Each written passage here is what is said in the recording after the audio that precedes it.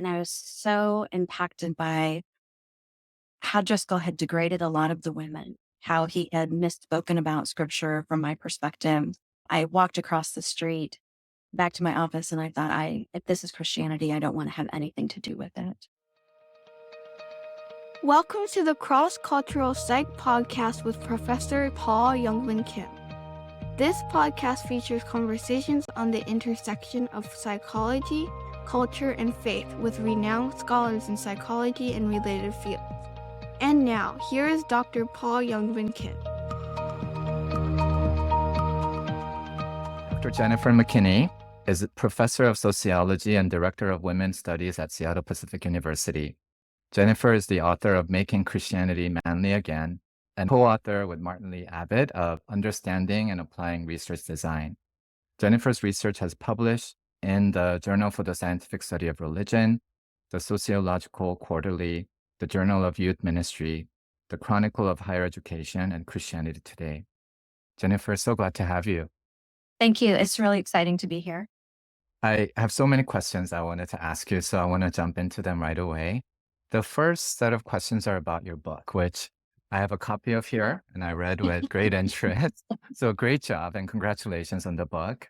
Thank you. In the preface of the book, you tell this story that I've heard you and others tell before, which is seeing Mark Driscoll in a debate with a SPU theology professor, and how this changed the trajectory of your scholarship. For my listeners, though, could you share a bit about this experience? Yes. So as a fairly new faculty member at SPU, I was teaching classes not related to my specialty area, which is sociology of religion. I studied American evangelicalism, but I had a theoretical perspective. Sociologists like to test a lot of theory. So I had been looking at the strict churches are strong thesis for all of my research in religion. After being at SP for a couple of years, I started to hear about this church, which was unnamed. And suddenly the student newspaper, The Falcon, had a lot of stories about its pastor, Mark Driscoll. So it was Mars Hill Church, particularly around gender. And so I heard a lot about how charismatic Mark Driscoll was. I had never been to the church, but there's a lot of controversy on campus from the school chaplain, from students who went to the church. And Driscoll was actually asked not to come to campus. And all of that melee, there was a debate between Professor of Christian Scriptures Rob Wall and Mark Driscoll at the First Free Methodist Church, which is right across the street from my office. And I went, and a lot happened in that debate.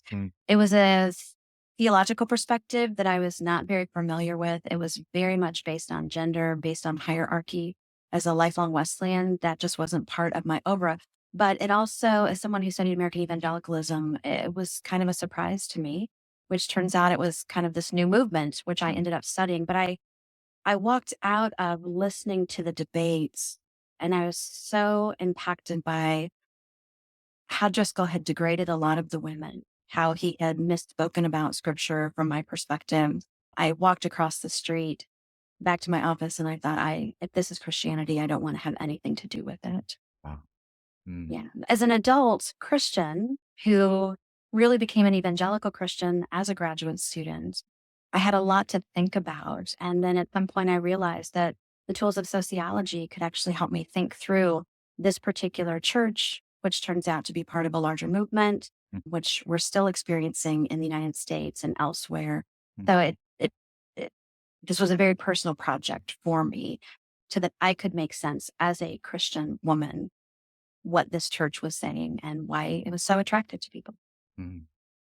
Wow. And I'm struck by your comment that you were so disillusioned after hearing that talk or the debate that you had a lot of moments of crisis, if you will. And I wonder about the students who were there too and how they must have felt listening to that debate, and specifically things that Pastor Mark Driscoll might have said.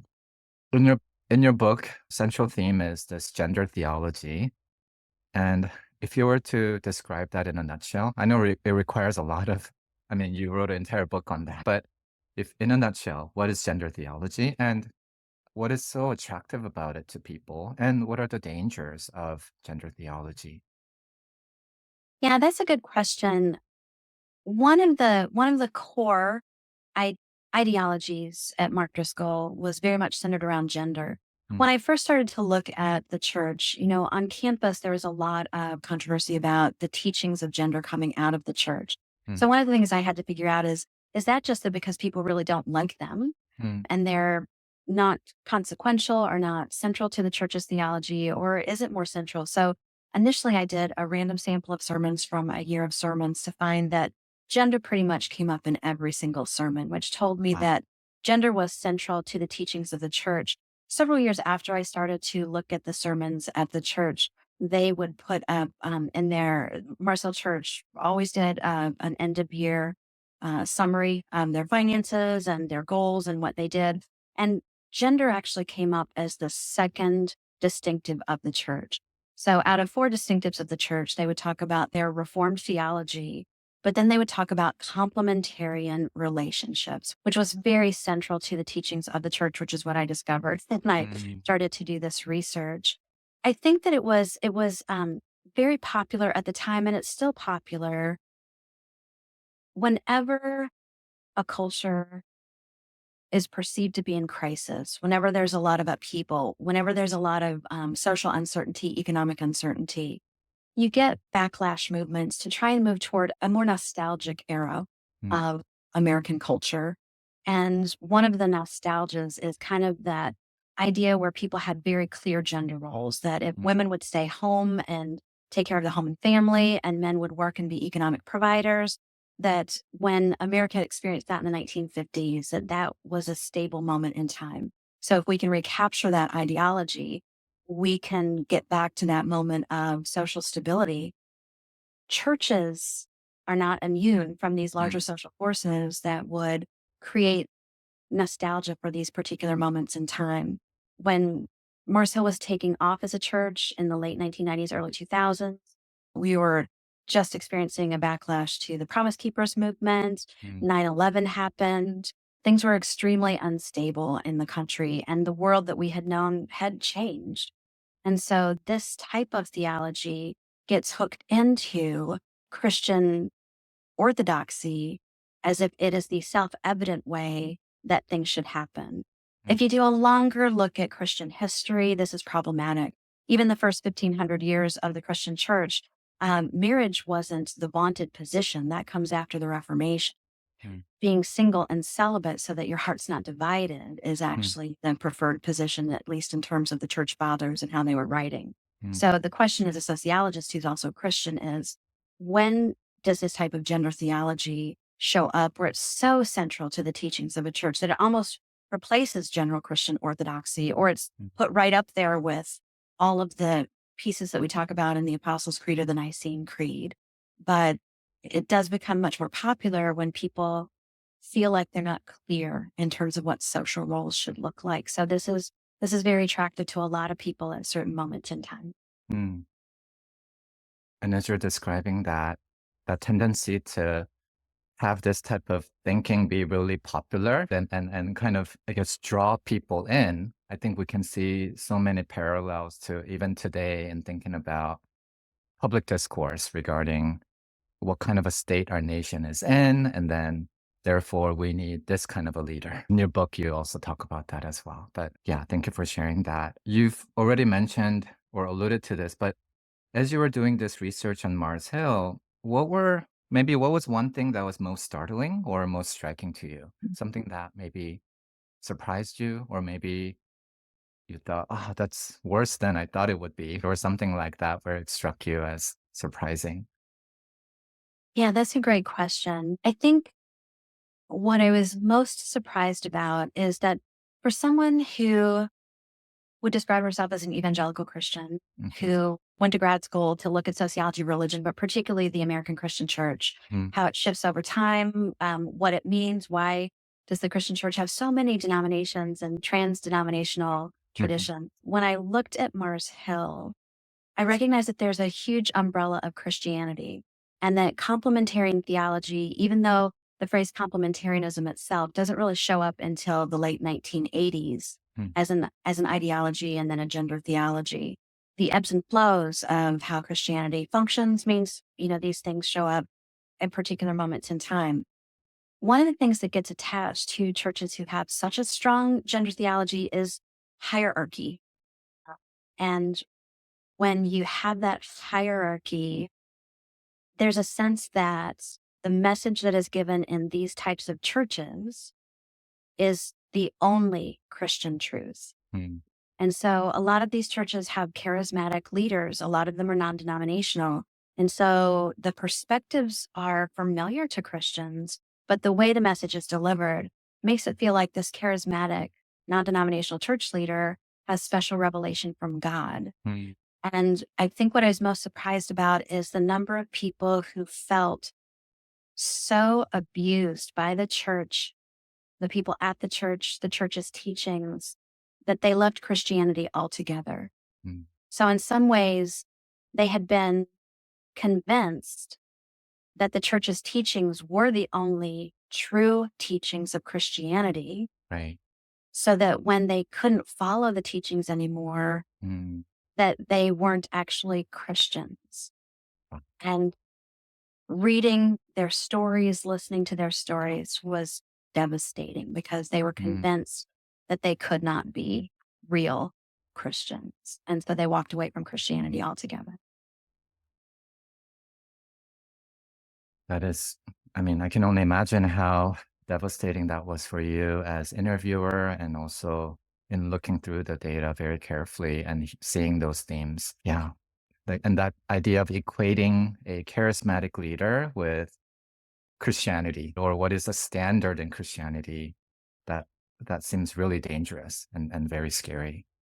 You know, as I read your book, I also couldn't help but see, because I grew up outside of the US, going to varying degrees of conservative and liberal Christian churches, and seeing how many parts of global Christianity might also agree with some of Driscoll's gender theology, and how maybe not in the same like rambunctious way that Driscoll might have talked about these things, but still they might say, yeah, I agree with some of those elements. So I guess when you think about global Christianity and how you mentioned social hierarchy being really important in connection to gender theology, and there are some cultures that really value that hierarchy, and maybe that kind of mentality also translates to understanding the leadership within the church. Like, how do you process this kind of a perspective when, for example, students bring this up? Oh yeah, that's difficult. A lot of the Christianity that we see in global contexts Mhm. comes out of a very specific strain of Christianity. Much of the proselytizing that's been done over the last couple of 100 years Mm. a lot of it comes out of the United States. The Mm. missions movement of the 19th century was really significant, even though we see Christianity in different cultures much earlier. But the strain of Calvinism Mm. that churches like Mars Hill use is actually what we call New Calvinism, because it's a distinctive moment in Calvinism right now. But what has gotten taken to other cultures can often have that racial hierarchy Mm. embedded. And so that gets attached to an Orthodox Christian perspective that Mm. then goes through other cultures as the normative type of Christianity. So you do see hierarchy, particularly in gender, even though it came out of the US, not only in gender, but race and ethnicity.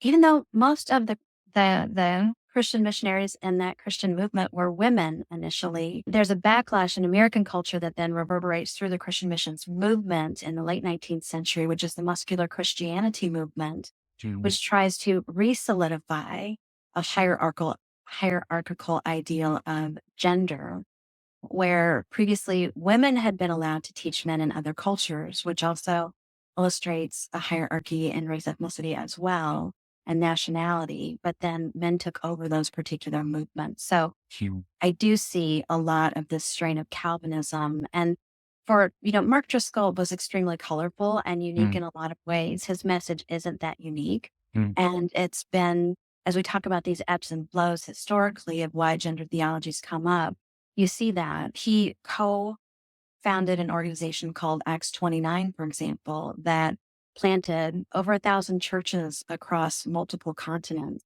which was also reinforcing his gender ideology and all of these other contexts. So you see that movement. And then as people take over the Christian movement for their own nationality and their own context, you can't get rid of all of that hierarchy that helps to create the movement in the first place. So, as a sociologist, I use a broad brush to look at pieces of how religion gets implemented, how it gets interpreted. It's going to look different in unique contexts, but generally, colonialism significantly impacts how Christian religion is spread from a global power, how it gets interpreted and then implemented, and a lot of that hierarchy embedded. Thank you. Thank you for sharing that. And what I also hear from you is the idea that you cannot separate gender theology from, like, there's intersecting factors here too, thinking about like white standards, white normativity being applied in global Christianity, and how missionaries, well intended, might have also perpetuated that as well. Yeah, my last guest and I, we talked about images of white Jesus, both like literally, but also the meaning behind that and how that connects to, again, what we're talking about here, which is missionary work, colonialism, and internalization of certain standards as being, yeah, this is what Christianity should look like, or this is how it should be practiced. You a couple of times today mentioned this sense of being so jaded or so disappointed by like these hurtful messages that sometimes we want to walk away from our faith, or we have a serious crisis of faith. And sometimes I find that students, like, I want to be able to protect them from that kind of a mentality, but I also want to expose them to the truth. And so I just want to hear from you as a seasoned scholar and a teacher, like what has been your approach in being able to do that? On one hand, teaching students like these are the ways to get at truth using tools in sociology, but also being able to help them grow in their faith rather than feeling like they want to walk away from their faith. That is always so difficult as a Christian educator, especially a sociologist who looks at religion and tries to, disentangle Hmm. a theological perspective from a sociological perspective. I my my understanding of who Jesus is significantly impacted why I studied sociology of religion. When I went to graduate school, there was only really one paradigm in studying the sociology of religion, and that was that it was irrational, it was epiphenomenal, and it would eventually disappear as science took over. Mm-hmm. I actually believe that Jesus is who Jesus says he is. And so as a sociology major, that just didn't work for me. So I ended up, by the grace of God, and one of the first programs and only programs in sociology of religion that was looking at a new paradigm that said being religious is rational and it can be real. And so that was unique. So my perspective as a Christian sociologist is that all truth is God's truth with a capital T. And so I can't really be afraid of social patterns that I find, because that's going to tell me something about the world that God created. And so when I teach students, I teach sociology of religion. I teach whole sections on the differences between sects and cults. Often the social processes for why people join are the same social processes that they use to join Christian religions as well.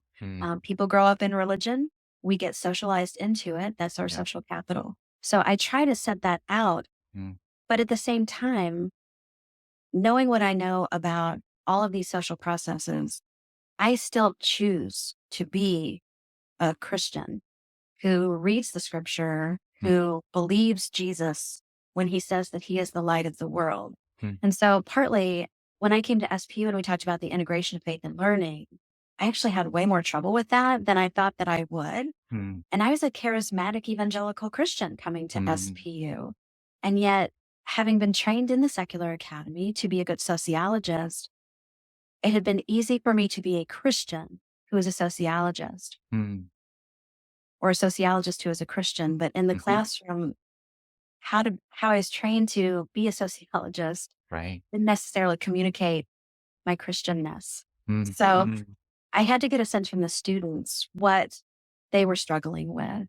And, my approach, which is knowing as much as I know about social processes that might push you into a religion or pull you out, I still make the choice. mm, And that means that sometimes looking for truth is not pretty. And mm. sometimes even Christian organizations don't recognize that the processes are human processes and we Right. are unconsciously interpreting them as God's processes. Mm, So I think being a sociologist has actually helped my Christianity, and being a Christian, I think gives me more integrity to be a sociologist, because I have to prove my point and I have to do it with the data. What does the data show me about this? mhm, But there's also a divide. I do take a leap of faith in believing that Jesus is the Son of God mhm, and was fully human and divine and has died for my sins. So that's straightforward to me. It's not always straightforward to students, mm. but I try to lay out exactly where I stand. And what's great about having colleagues like you as well is that I can say, my students have classes with all of these professors who are believing Christians. Right. And knowing what we know in our fields and what we study, and sometimes seeing things that can be ugly, even in the context of the church, we recognize the hope, we recognize the capital T truth, and we still choose Mm, to be Christians. And I hope that that is a compelling reason for mm. people to see some of the ugly underbelly that happens in all organizations, but includes the church, but would continue to pursue Jesus as an answer. Wow. That's so powerful, Jennifer. I'm taking mental notes and I want to quote that or I want to use that with my students. But I love the fact that you talked about being attuned to what the students had to say and feeling like you were able to learn from them in terms of what was good faith integration. And that was a question that I had regarding your transition from a secular institution, like your grad school, for example, to a place like SPU. I know I've heard you talk about this in other settings where you didn't intend to end up at a Christian institution. And I think SPU was your first experience, either as a student or as faculty at a Christian institution. Is that correct? Mostly, Okay. it's a little complicated. Yeah. I went to a very, very tiny, less than 800 student Wesleyan Hmm. college Okay. as an undergrad, but it was in the process of de-Christianizing, Oh. which is something that was happening across the country. The idea Mm. was that Christianity was going to disappear, and so you wanted to de-Christianize to try and get more students, Mm. Wow. which is interesting at this moment in time as well. So Right. I hadn't experienced kind of the breadth of a Mhm. true sort of active Christian university at the time. My alma mater has since re-Christianized, and so Mm. it's a very vibrant faith community. It Wow. just was at this moment of time Yeah. when I went. I was surprised. As a graduate student, I was taken aback that by and large, being a Christian was seen as being very negative, Mm. that I must be, and I was from a somewhat rural area. I'm from Kentucky. Hmm. I graduated from a county high school where the biggest club was the Future Farmers of America. And the second biggest club was the Future Homemakers of America. So very few people actually from the county school I went to ever went Mm. to college. Mm. So coming to SPU, I thought would be the best of all worlds, Mhm. that it would be a utopia of Christian equality for people who had gifts from God to share. Mm. That's not exactly what happened. But when I got to SPU, I actually had a couple of faculty members who have been long gone from SPU, but told me that they did not believe in women in leadership and would not support me for tenure, for Oh my example, God. as a woman. So I left a context where being a Christian was what set me apart. And the three Christian faculty out of almost 50 faculty in my graduate program, each in their own way said, as a Christian graduate student, you have to do it better than everyone else because you're Mm. starting a deficit. Mm. So coming to SPU, I was like, oh, it will be all equal and amazing Christian community. And it has been good And Christian community. And I've right. learned so much from Mhm. my colleagues.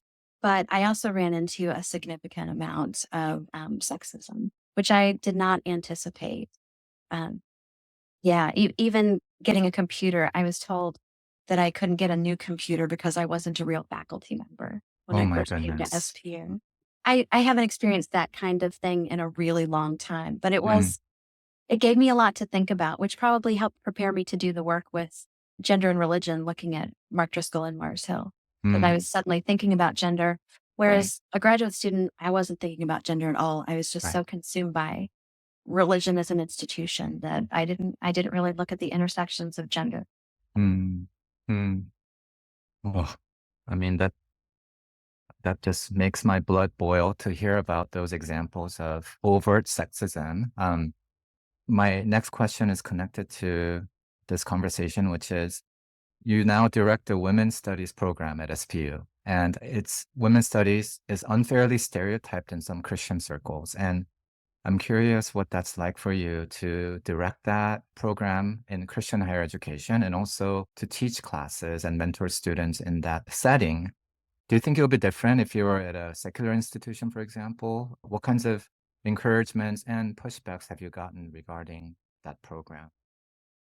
Yeah, excellent questions. You asked me initially about my experience at that debate. Mm, And what I didn't say was that, I have a lot of colleagues at SPU who are women, mm, who are theologians and also ordained pastors. right. And a lot of those women in theology couldn't walk out of the church after the debate because there were so many women who had felt called to ministry, who had listened to the debate and were literally crying because they were questioning their calls to ministry. That's part of what helped me think through why I needed to do this particular project, because Mm, if the words of one man in 1 hour and a half debate could make them question their calling from God, this was something that was part of the kingdom mm, movement and really was compelling for me to look at this. That's partly why I teach in women's studies, mm, because the Christian umbrella is broader and women are an important part of God's story. And we get used by Christ with unique gifts. Every person has unique gifts. I don't think they're prescribed by gender.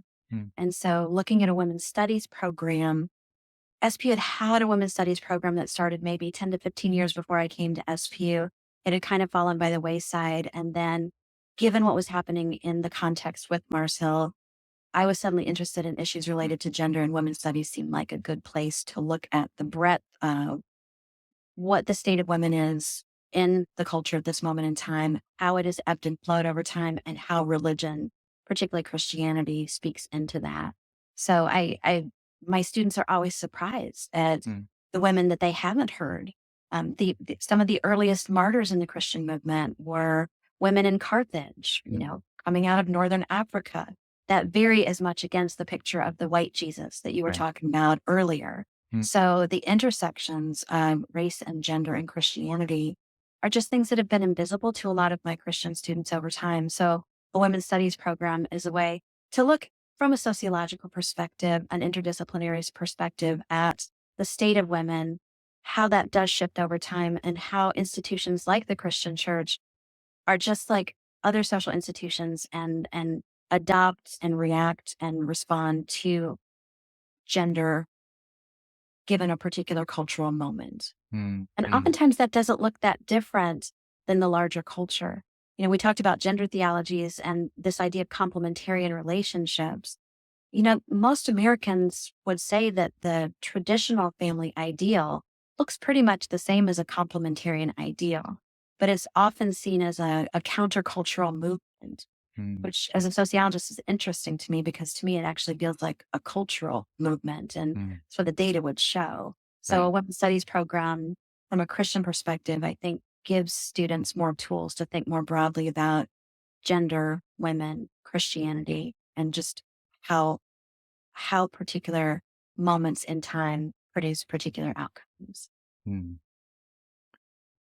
Thanks for that explanation. As you're teaching these classes and specifically about gender and gender theology and women's issues, I imagine that debates, whether formal debates or mini debates, organic debates, occur often in your classroom. For those of us who are teaching, I'd be really interested to hear any examples of when something has gone well and how you facilitated that. And then maybe if you feel comfortable sharing when things have not gone well, like you tried something, it didn't go well, right? Curious if you had any examples like that. Oh, yeah. Mm. Your questions are so provocative. And feel free to think about it a bit. Yeah. Mhm. Yeah. Particular examples where things have gone well. Mm.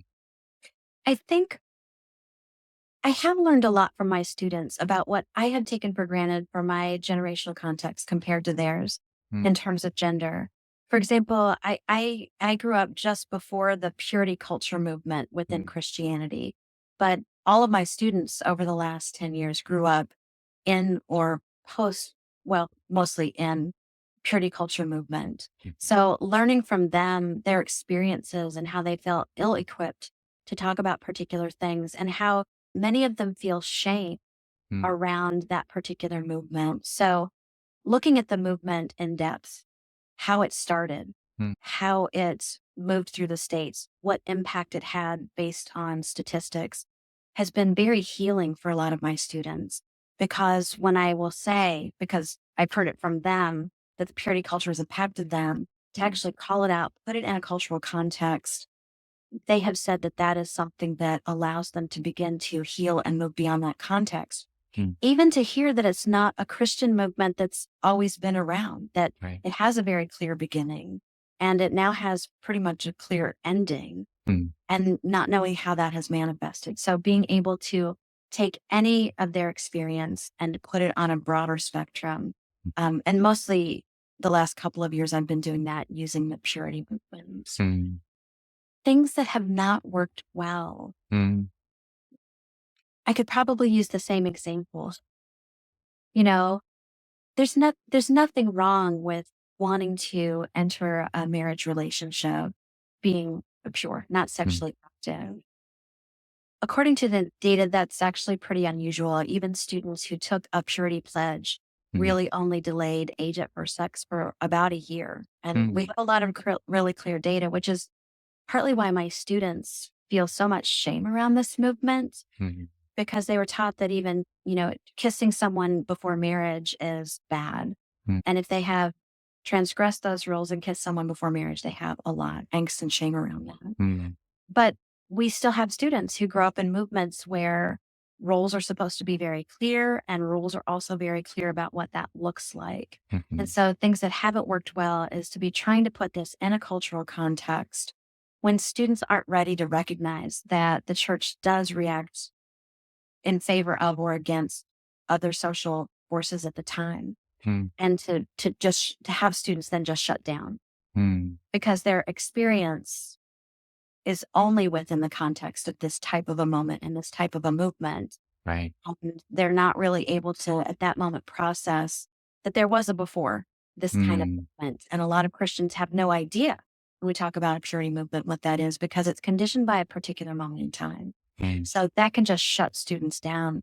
And their perspective is that I might not even be a Christian, because from their perspective, it is super clear that these are the rules and that you follow the rules because God gave you the rules. Sometimes I'll hear the phrase that it's about believing the Bible. Mm. But then when you talk about, well, let's look at some of the concepts. Are some of these reflected in the Bible? Certainly. Are a lot of the rules not reflected in the biblical texts? Definitely. Mm. Like giving examples of families. I teach sociology of families. So, I can give examples of particular family forms in the Bible. And 100% of the time I'll have somebody say, well, those aren't biblical. Mm. And I'll say, well, you need to be really careful because all four of these examples are biblical families. Right. So when you talk about Abraham and Sarah, Abraham had sex with Sarah's maidservants, Right. which is how you get an entire other set of peoples. Mhm. That's actually biblical because it's in the biblical text, right? But how people are using the word biblical is about a set of rules, and those Right. rules are supposed to be super clear. But if you look for examples of a very traditional nuclear family in the Bible, those are a little harder to come by. Mm. There are more examples of the man after God's own heart, David, had multiple wives and concubines, as did Saul. And so, Mm, today we would say those aren't biblical. Well, they're actually described in the Bible, which makes them biblical examples of family right. forms. They're just not the family forms we talk about today as being Christian family forms. So sometimes that's the pushback that I'll hmm get with. And that kind of rules or forms that have been circulated sometimes gets elevated as orthodoxy, right? Like this Mhm. is the standard, this is what it means to be a true Christian. And I too hear that from many students. Yeah. Sometimes here, that's what a real believer is, which by default means if you don't follow exactly those rules Right. and those statutes, then you're not actually Christian, Mm, mm, which is what I saw for some of the people who left Mars Hill, for example. wow. Mm.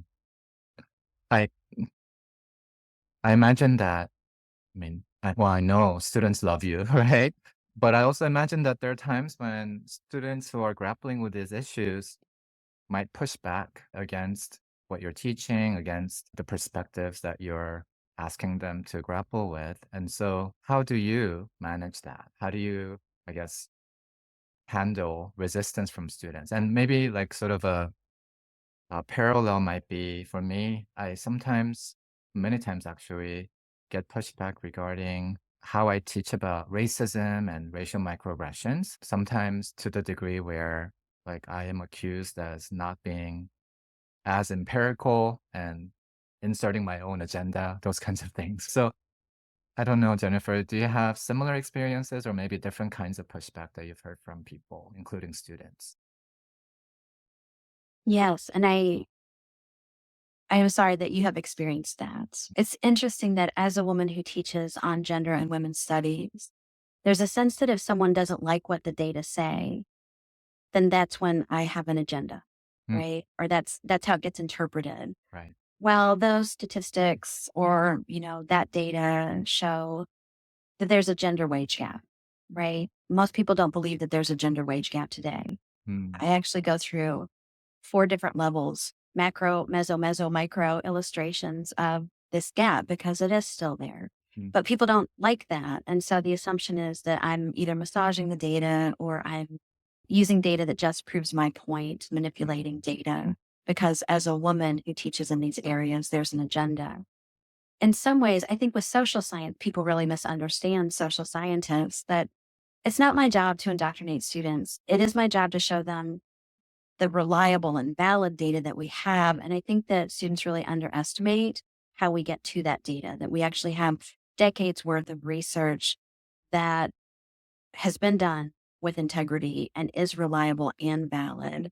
mm, So I always say to students that numbers really speak to my soul, which is why I like to put some charts and data up there. mm, But if a student just really believes that that's not true, there's nothing that you can do about that. I think in an age of postmodernism, what some people call post-Christian moment in time, there's a sense that because people have opinions and they're breathing, that they know more than we know, especially if they disagree with us. I think that's one of the things in Christian higher education generally, we're trying to illustrate that Christians should have a lot of integrity in how they present these data. mhm, It's not ideological. And, right. for social sciences, that's particularly important. Mhm, But it's not easy to be a professor when someone rejects the data that you have that mm, I really feel that God called me to be a sociologist. It's a perspective I understand.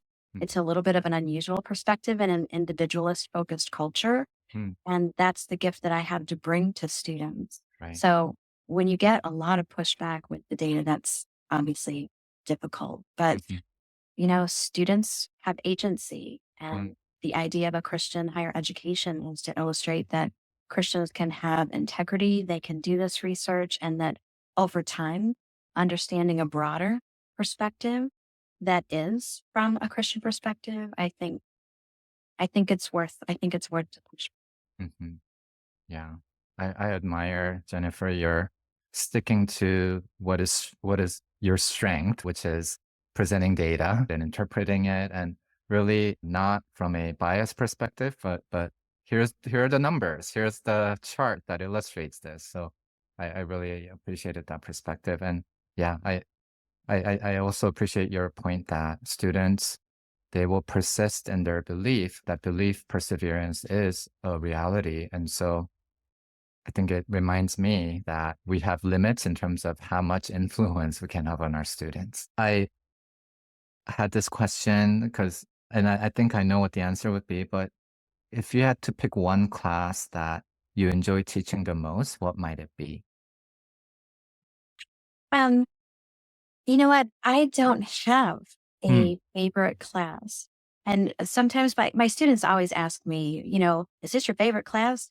When I am teaching it, it is my favorite class because Mm. that's what I get consumed with. So, Mhm, mhm, whatever I'm teaching at the time, I I think that at a place like SPU, we are really lucky in that while we do teach service courses, we also have the latitude to teach in our areas of expertise. mhm, And we have the ability to change our areas of expertise because mm, it's about kind of a high touch environment where we're really integrated with our students. And as I have heard students over time talk about what they're interested in, I've actually been able to create classes on these kinds of things. mm, So the classes I teach now are classes that I'm lucky enough to get to teach. So sociology of family, mm, sex, cults and violence, sociology of religion, sociology of gender.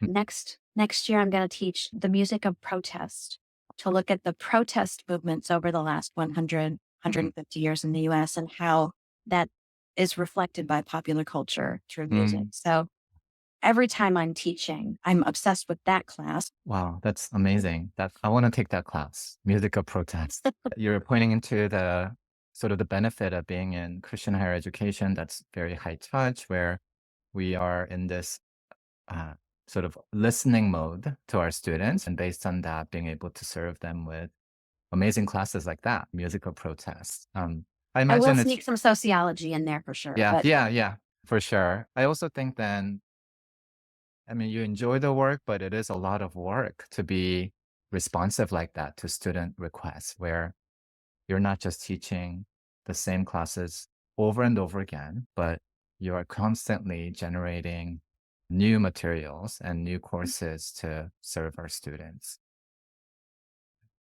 Um, that's the great thing about the interaction. I have learned so much from students. mm, this is a selfish question because I often grapple with how to mentor my research students effectively, which is also a type of teaching, but a different kind of teaching. And I was curious if, as you're writing your book and as you're analyzing the data, or yeah, data collection too, I imagine, but as you're analyzing the data, how you involved undergraduate students in that process. Just curious to hear about some strategies, what worked well, what didn't go as well. Yeah, that's a good question. Mm, There's a little bit of a chasm between kind of how I teach research and then the research that I do. mm, In sociology, we are very quantitatively driven, even though qualitative data are very important mm, as well. mm, So I teach our research methods course, and we do it from a wholly quantitative perspective. right. So for a project like what I did, Hmm. trying to get students involved at kind of the grassroots level, when it's this kind of qualitative data, I involve students in a couple of different ways. One, trying to teach them how to do basic field research, Mm, how to be observers, how to interrogate your biases. mm, Because sometimes when we don't recognize our biases, the lens that we're looking at when we go into a worship service, there are things that we will miss. right. So, walking through them, what did you observe? How can you think about, as if you've never been to a church service before, what are the things that you notice? Mm, So have them writing just general notes to kind of think about what they do and don't see and kind of push them in directions as they become more prepared. Also, for this kind of a project, I am an old school kind of sociologist. Initially, I was doing the transcription of sermons from Mars Hill because I analyzed the sermons. mhm, And that's what prompted me to start to interview people. So, mm, to get students in on the kind of very dull work that it takes to do some level of research, they were actually transcribing sermons from Mars Hill goodness. to help me out. I will say that after a while, my pastors actually asked me to stop doing the transcriptions. Mm, And when they did, I had to think about that. But one of my pastors said, you are actually becoming a shadow of a person. Because if you know about transcription, if you're doing it yourself and not using AI, you're listening to it slowly and you're yeah. listening to it over and over. Mm-hmm. And it was doing spiritual damage to me. And so I immediately stopped my students doing this Mm, as well mm. and got some grants to actually have professional transcription services do the work for us. That's good. But it did at least show students how difficult it is, how Mm-hmm. long it takes, Oh, even to yeah. transcribe one 65-minute sermon Mm-hmm. and checking it. I'm trying to get them to see that while research sounds very intriguing, and obviously I love to do research, Mm-hmm. it's also a lot of work that's not exciting. Oh, you know, doing that, looking at how to write a good interview questionnaire. For this particular project, my interview schedule was only 3 questions with 2 additional prompts. None of them had to do with gender. Mm. And I actually did that on purpose to see whether or not gender would come out without me prompting it. What? So walking students through my Mm-hmm. main area of focus is gender, but that's not actually in the interview schedule. Mm. There are reasons why that's bad. There are reasons that that's good. Yeah. And this is the reason I'm doing that. So even thinking about, I'm going to meet with somebody for 45 minutes to a couple of hours, Mm-hmm. just using this interview schedule. What are your expectations? What do you think you won't get? So trying to get them to do those types of tasks to get a better sense of qualitative research. Mm-hmm. I totally resonate with you regarding how there's so few rewards in the research process. When we do have like your book coming out, it should be a big celebration. But students, I mean, gosh, understandably, they want more rewards when it comes to doing the research. And to be able to have them do stuff like transcribing or interviewing without necessarily seeing the immediate rewards, I think that's the part that I struggle with when I mentor students. And honestly, I struggle with too sometimes. Right? Yeah, it's kind of like sharing the pain of Yeah. the low level work, but that's the building block, right? Mm, How do you read an interview and know what's important? How do you get from a 30-page interview when you've transcribed it to the core of what a person is saying? That's just not easy work, and it takes training. It's not.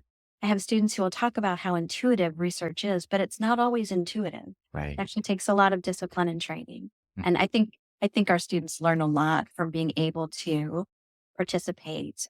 I have a lot of students who have taken your advanced research methods class mm, and mm, been on your team. And they tell me how amazing it is, A, to work for you, but also how much they are learning. mm. So I know you probably don't hear it. You probably just hear their complaints, but they're Thank you. learning a lot. And you are a phenomenal mentor from what I understand. Thank you, Jennifer. That's very encouraging. I do think I too do quantitative research mostly, but whenever I have a chance to do qualitative research with students, like you mentioned, because it's so messy, in some ways they learn more about the complicated messiness of research. And sometimes like literally gives us headaches sitting through and working through the data. But I imagine like a massive qualitative effort like your book, students learn quite a bit from that experience. Yeah, mostly they learn that some of that work is very boring, but it's necessary. And that's the integrity piece, right? You can't cut corners. You have Right. to be very thorough, and Yeah, that's difficult. it is. Yeah. And I know you talked about being old school in transcribing. I've done that too. But now with all these AI tools, hopefully that boring part will be reduced a little bit, right? Yeah. Jennifer, I have 3 questions that I ask all my guests. And so Okay. let me ask them to you. Some of these can be answered kind of in a fun way, others a little bit more serious, if you will. But one is, can you describe one thing that you're currently working on that most excites you? Yeah. I'm actually super excited about the music of protest class. Mm, I just watched a 5-part documentary on the birth of hip hop. So I'm having a lot of fun starting to think about those kinds of pieces. In terms of research, I'm working with one of our colleagues, Dr. Karen Snedker, on a project for homelessness. mm, So Seattle has one of the longest continuing operating tent cities in the country, Tent City 3. And SPU has actually hosted that tent city on our campus 3 times. Mhm. And when you talked about doing student research, we supervised student research teams to do field observations and interviews with the residents of Tent City 3. So we have 63 unique interviews.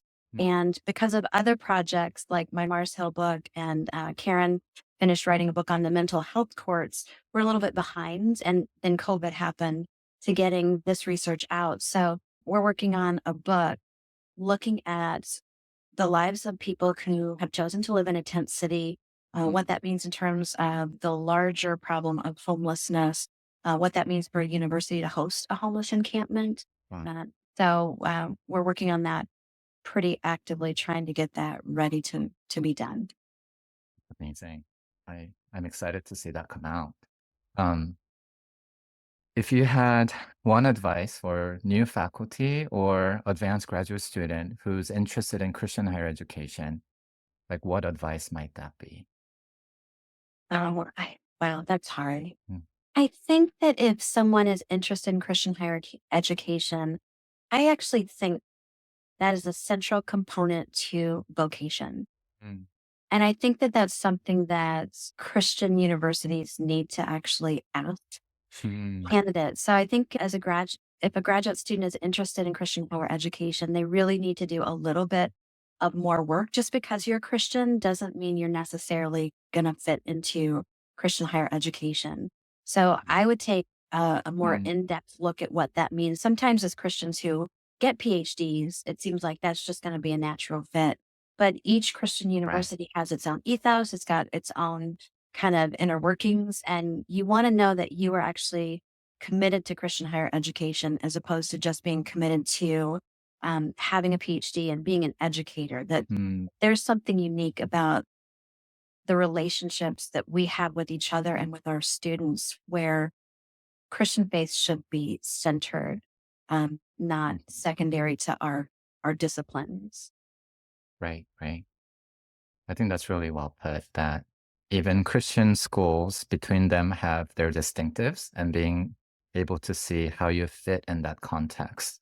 And not simply because you're a Christian, but because you feel called to Christian higher education in that particular community. Thank you. And then my last question is, it can be a fun one or it can be a serious one, but I took this from a colleague who also asked this question on his podcast, and that's, without knowing who my next guest will be, what question might you throw at them or ask them? So a question for my next guest. And then if you're curious, my last guest asked, what is the most important character or attribute for you, and how does it show up in your life? So they asked a very serious question. You can feel free to answer that and then give a question for the next guest, or you can just give a question for the next guest. I actually like the last question. What's the most important character trait, Mm. attribute? For me, the most important thing, and this is actually what I tell my students, is curiosity. I have a lot of students who come to college saying that they need to be really passionate, and I believe that they should be passionate about education and something. But passion without curiosity to try and figure out what the world actually looks like, how things function, I think doesn't work quite as well. Mm. If I were to ask a question, oh, wow. If I were to ask someone a question, I would probably ask, from their perspective, what is the most important thing about their vocation? Mm. Yes. I know, maybe not that profound, That's really but good. Yeah. sometimes when we talk about being in Christian higher No, that's education, important. I have to think about, I really, I have really felt called by God to be a sociologist who is a Christian sociologist in the Mhm. context of Christian vocation. And given, as you alluded to, kind of the culture wars that we're experiencing, the polarization in the country, how Christianity does or does not fit into that, I think it's good to remind myself what my call is, Mm. because I'm called to be faithful. Mm.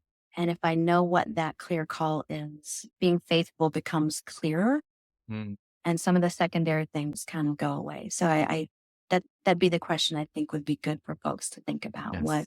What is most important about their vocational call with the vocation? So critical. Thank you for giving that very important question. Yeah. Gosh, so much to learn from you, Jennifer. I feel like this was long overdue, but thank you for taking time to talk on the podcast. I'm curious if you had anything else you would like to share or say before we stop the recording.